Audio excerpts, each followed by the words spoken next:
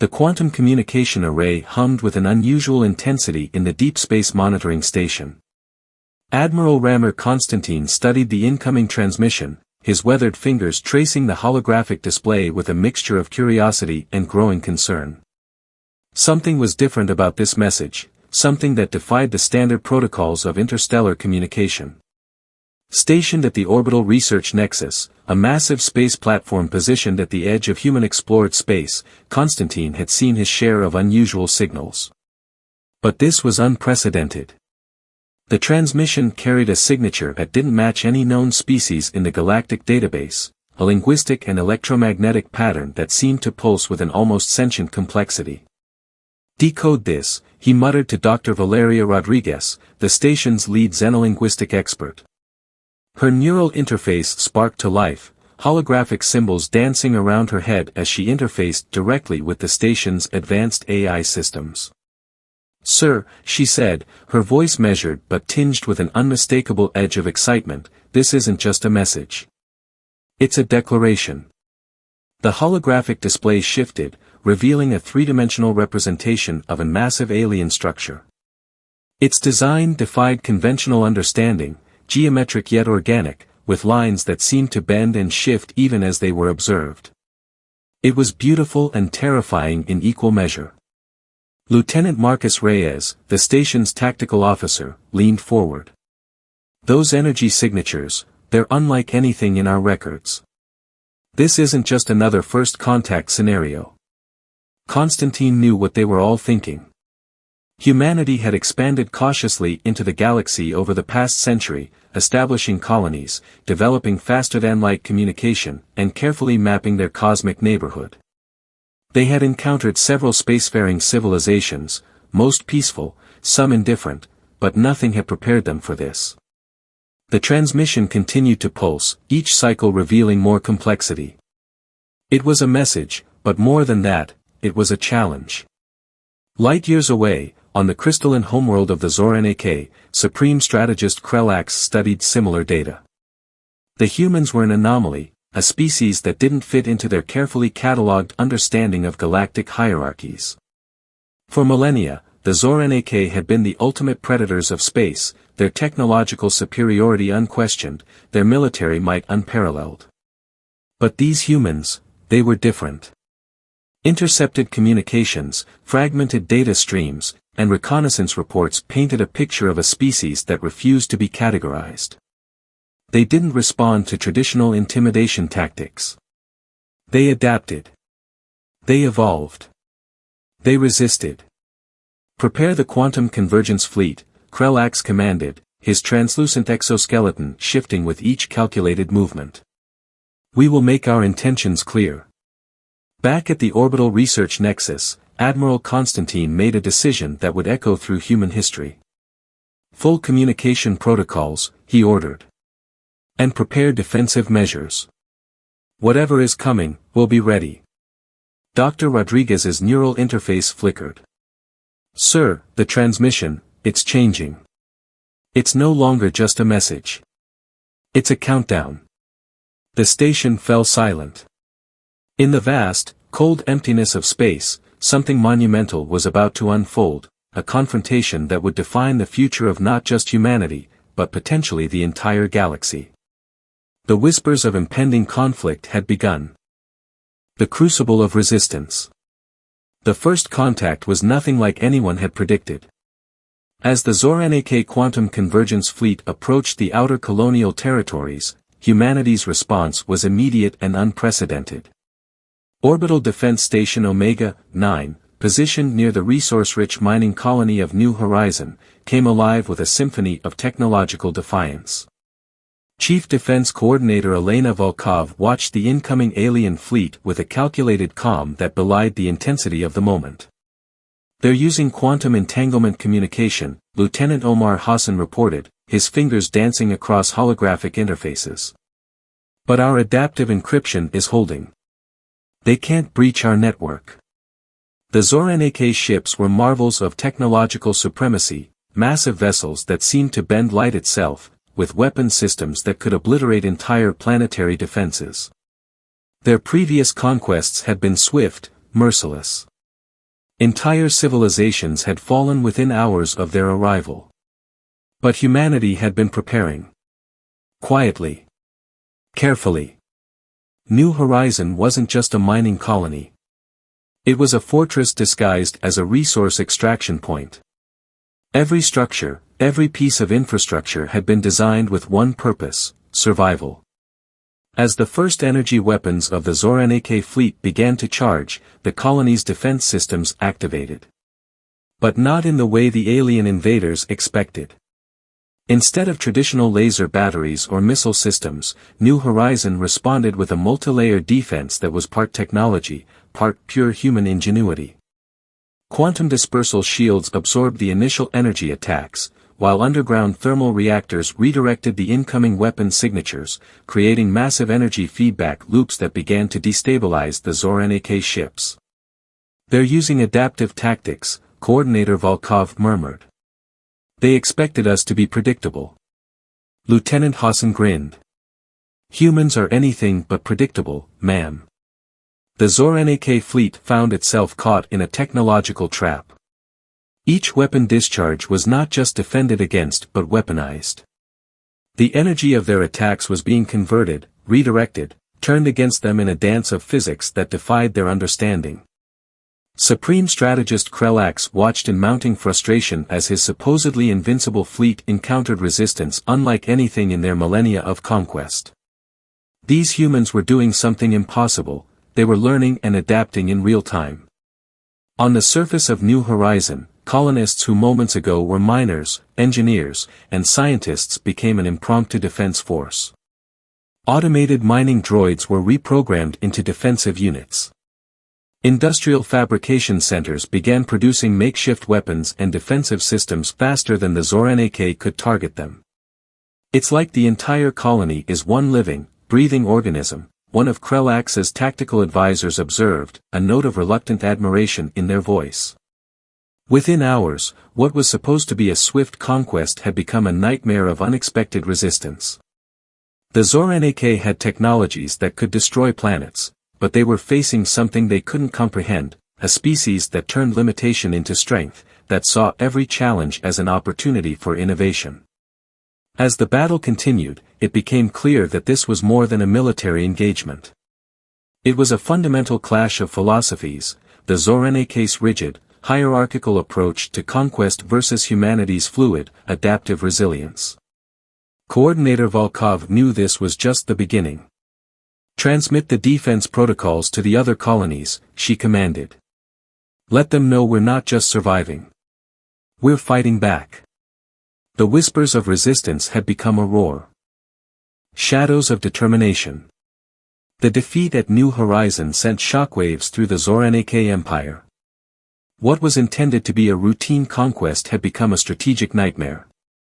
In the vast crystalline chambers of their homeworld, Supreme Strategist Krelax faced unprecedented scrutiny from the High Council. "Explain," demanded Elder Nixare, her multifaceted eyes reflecting a cold fury. "How did a single colony resist our most advanced fleet?"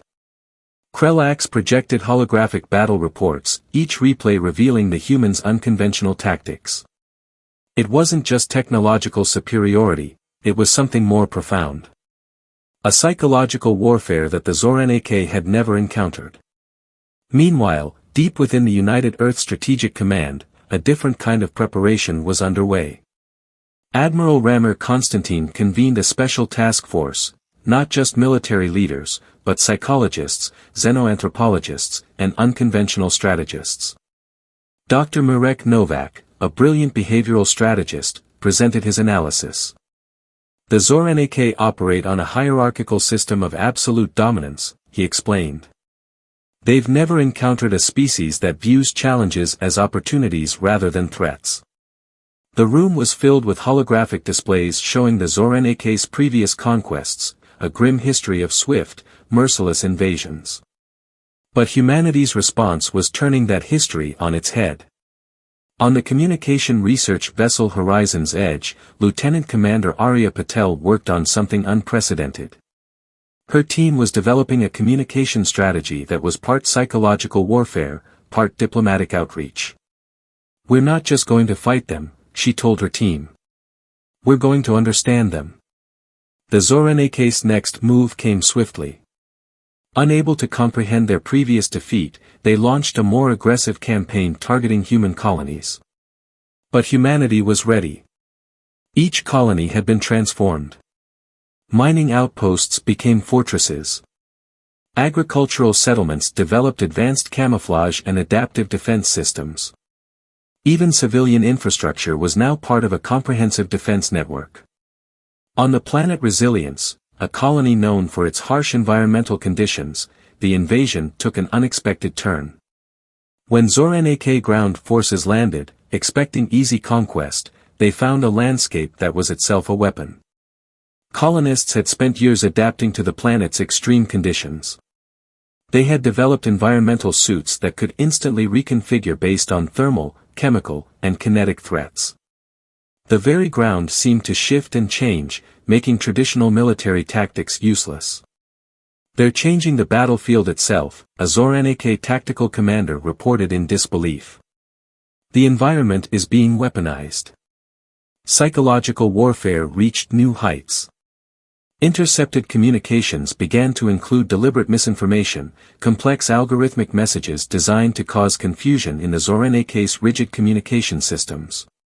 Human programmers had developed AI systems that could predict and manipulate the aliens' decision-making processes. Supreme strategist Krellax realized they were facing something entirely new. The humans weren't just resisting, they were rewriting the very rules of conflict. A message was transmitted, not a threat, not a declaration of war, but something more unsettling. A complex mathematical sequence that was simultaneously a peace offering, a warning, and a challenge. "We are not your enemy," the message suggested. "But we will defend ourselves with every ounce of our being." The Zorenake Empire found itself at a crossroads. For the first time in their millennia-long history of conquest, they were truly uncertain.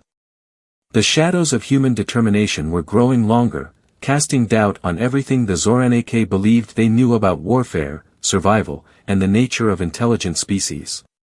The real war was just beginning. The unbreakable spirit. The conflict had transformed from a simple invasion to a complex, multidimensional challenge that defied traditional understanding of warfare. At the United Earth Strategic Command, a new approach was taking shape, one that would push the boundaries of human potential. Admiral Ramir Constantine stood before a holographic display that mapped the entire conflict zone. Beside him, Dr. Marek Novak and Lieutenant Commander Arya Patel worked on a strategy that was part scientific breakthrough, part philosophical revolution. "We're not just fighting a war," Constantine remarked, "we're engaging in a species-level dialogue." The Zorenake had begun to realize they were facing an adversary unlike any in their historical records. Their quantum communication networks were being systematically dismantled, not through brute force, but through an intricate dance of technological and psychological manipulation. On the colony world of Prometheus, a planet known for its advanced research facilities, humanity was preparing its most audacious move yet. The colony had been transformed into a living laboratory of resistance.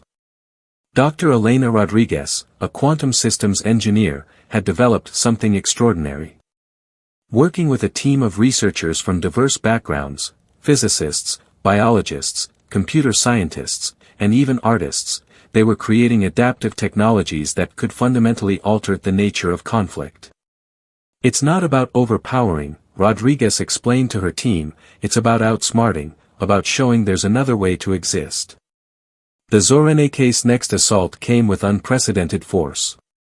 They committed resources that would have decimated any other species, entire fleet divisions, experimental weapon systems that could theoretically destroy entire planetary ecosystems. But Prometheus was ready. As the invasion began, the planet seemed to come alive. Defensive systems weren't just technological, they were biological, technological, and psychological. Adaptive nanite networks reconfigured the very landscape. Quantum-entangled communication systems created a planetary defense network that was more like a living organism than a traditional military system. Supreme Strategist Krelax watched in mounting frustration as his most advanced attack strategies were countered, redirected, transformed. The battle for Prometheus became more than a military engagement. It was a demonstration of humanity's core strength, the ability to adapt, to learn, to transform challenges into opportunities.